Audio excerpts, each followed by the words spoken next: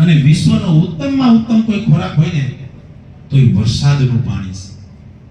આ વરસાદનું પાણી ઈશ્વર આપની ઘરે દેવા આવે છે. સૌરાષ્ટ્રનો મોટામાં મોટો કોઈ પ્રોબ્લેમ હોય ને તો સૌરાષ્ટ્રની ધરતી પથાળ અને ડુંગરાળ છે. આપણે ગુજરાતના બે ભાગ પાડીને એક સૌરાષ્ટ્ર અને ગુજરાત. ગુજરાતમાં 4 મોટી નદી,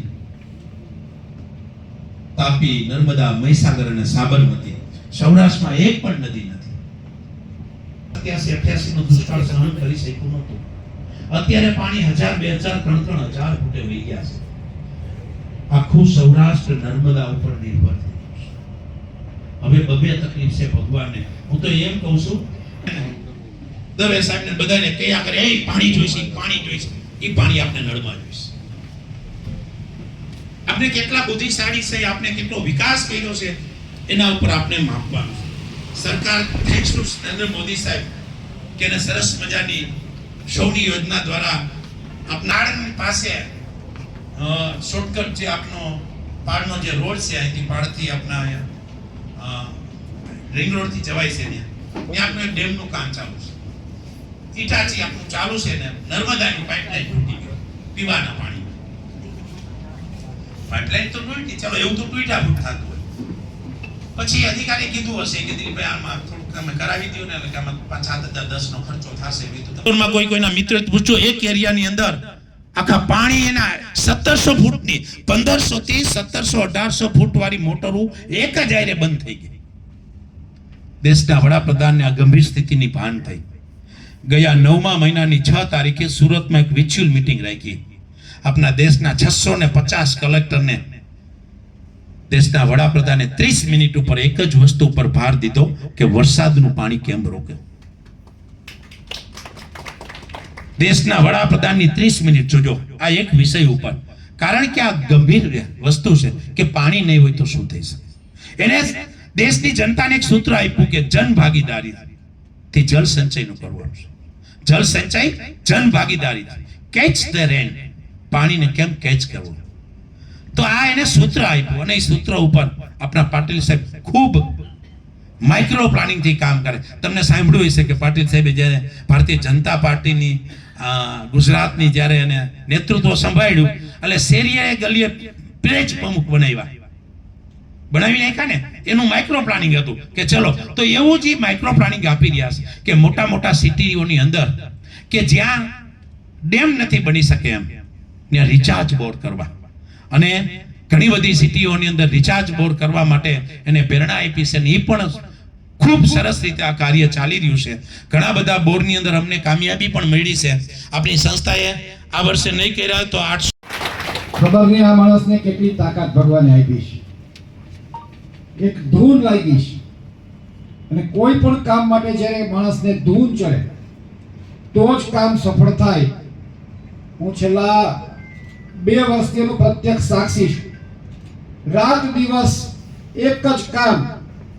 અને આજે સમગ્ર રાજકોટની અંદર, માત્ર રાજકોટ નહીં સમગ્ર સૌરાષ્ટ્રની અંદર ગીરગંગા પરિવાર ટ્રસ્ટ એક મોટું નામ થયું છે અને એનો યશ આખી ટીમને આપું છું. પણ ફરીવાર દિલીપભાઈ માટે તાળી. જો કે આ ભૂમિ જેવી છે, આ ભૂમિની એક તાકાત છે. અને પાછળ વિજય ડોગરિયા પણ બેઠા છે, એને પણ આપણે બધા ઓળખી છીએ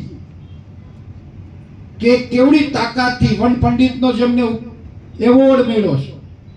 આખા ગુજરાતની અંદર તમે ગમે ત્યાં જાઓ સદભાવનાના વૃક્ષો જોવા મળે.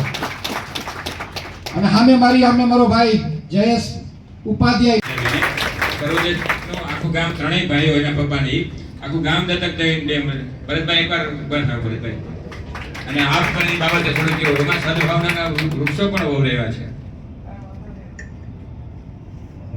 એટલે આમાં પોતાની જગ્યાએ ભરતભાઈ કીધું પોતાની જગ્યાએ રહી અને સેવા કરવાની છે. એટલે એ સેવા આમ જોઈએ તો પર્યાવરણની સેવા છે. એટલે ગીરગંગાના માધ્યમથી કરી કે પોતાની જગ્યાએથી કરીએ તો આખા આપણા સૌરાષ્ટ્રમાં લીલુંછમ થાય ને. અને ખાસ અમે શિક્ષણ સાથે જોડાયેલા છીએ એટલે મારું એસોસિએશન છે એ પ્લાનિંગ કરશે, વિદ્યાર્થીઓ દ્વારા વાલી સુધી પહોંચશું, શિક્ષકોને પણ આની અંદર સામેલ કરશું.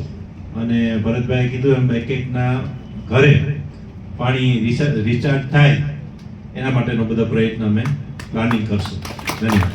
નક્કી કર્યું કે સરકાર ખેડૂતોને જે પૈસા આપે ને 6,000 રૂપિયા એ દરેક ખેડૂતો 500 ખેડૂત ભેગા થઈને 30 લાખનો ફાળો કરીને કામ ચાલે છે અત્યારે.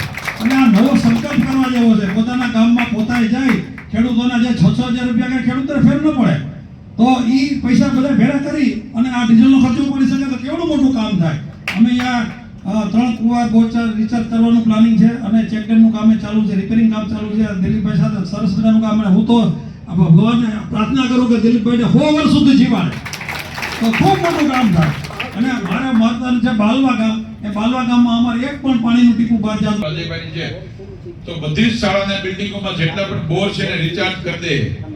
પોતાની રીતે શાળાએ કરવાનું. અમારે માં કે કોઈ ફાળો કરો દેવાનો નથી. પણ એનો નોંધ થાય. સમજ્યા મારી વાત? એમ દાખલા તરીકે સાપર વેરાવળ ઇન્ડસ્ટ્રી એસોસિએશન છે તો ઇન્ડસ્ટ્રીઝ વાળા નક્કી કરે કે અમારા એસોસિએશનના દરેક મેમ્બર પોતાની ફેક્ટરીના ઘર એને રિચાર્જ કરી દે. એમ દરેક એસોસિએશન દરેક સંસ્થાએ બેઠા છે એ પોતાની જવાબદારી લેશે તો પણ બહુ મોટું કામ થાય. સમજ્યા મારી વાત? ડોક્ટરો છે તો ડોક્ટર બધા પોતાની હોસ્પિટલોને રિચાર્જ કરે પાણી, એના બંગલાને રિચાર્જ કરે, ઘરને હોસ્પિટલ બધું. દરેક વ્યક્તિ પાસે ફાર્મ હાઉસ છે. આપણે બેટા એટલા સુખી છે, પછી ફાર્મ હાઉસ છે, ઘર છે. તમે વિચાર કરો રાજકોટમાં જેટલા બંગલા છે ને એ પાણીથી રિચાર્જ થાય તો રાજકોટ તળમાં 70-80 ફૂટ આવી જાય. ખાલી એક સ્પીડવેલ પાણીનો દાખલો. આપણે રહીએ છીએ ઘર, આપણી ઓફિસ કે આપણી ફેક્ટરીમાં તો 100% રિચાર્જ કરાવવું જોઈએ. આ અભિયાન તો આખા રાજકોટમાં ચાલુ છે. બરાબર? અને ગીર ગંગાના માધ્યમથી જેટલી થાય એટલી મદદ કરી.